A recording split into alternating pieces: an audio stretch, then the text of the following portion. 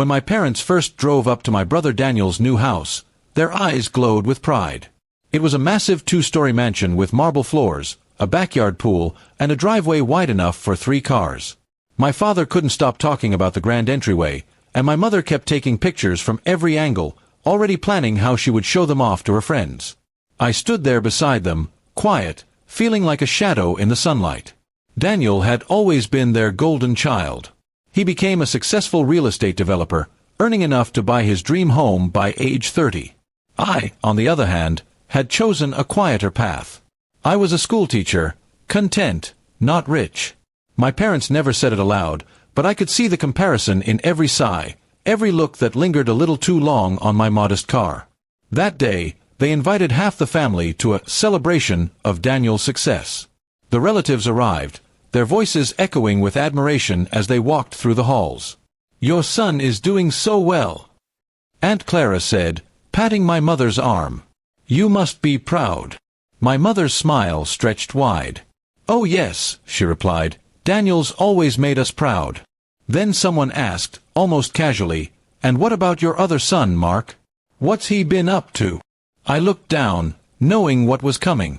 My mother's smile faltered for a second before she answered, "Oh, he's teaching. You know, helping little kids." She laughed lightly as if it were a hobby instead of a career. The room chuckled politely, and the conversation shifted back to Daniel's house. I excused myself to get some air.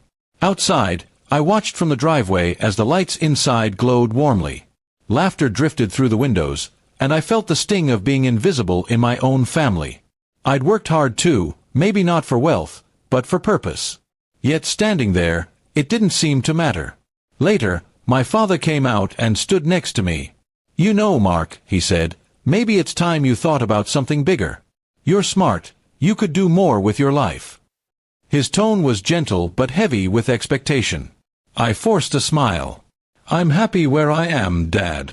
He sighed, patted my shoulder, and went back inside. The next morning, as the relatives left, my parents lingered.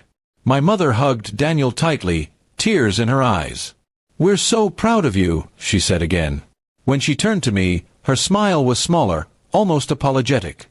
"You'll find your path too, sweetheart," she said softly, as if I were lost. That sentence stayed with me. It echoed in my head as I drove back to my small apartment. I sat for a long time on the couch, staring at my hands. I wasn't angry, just tired. Tired of being measured by a ruler I never asked for. That night, I decided to stop waiting for their approval and start living entirely on my own terms. Months passed. I poured my heart into my students, introducing new programs and activities that helped them grow.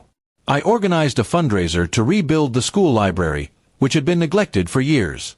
The event drew attention from local media, and soon, the school district recognized my efforts. I was promoted to head of community education, a role that allowed me to impact even more lives. A few weeks later, a news article featured my work.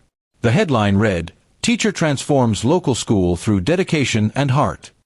It spread quickly on social media, and eventually, my parents saw it.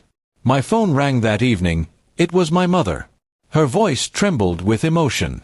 "Mark, we read about you. We had no idea how much you were doing."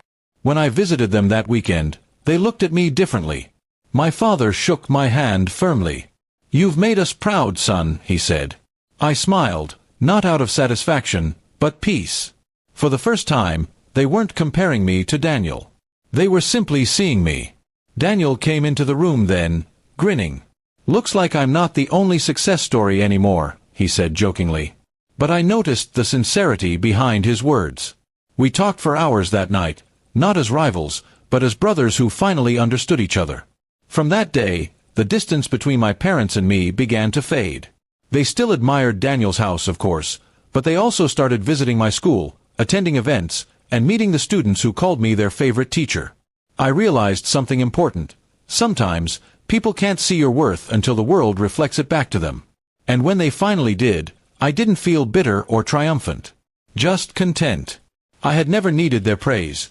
I had only needed to believe that what I was building, though smaller than a mansion, could still be something great.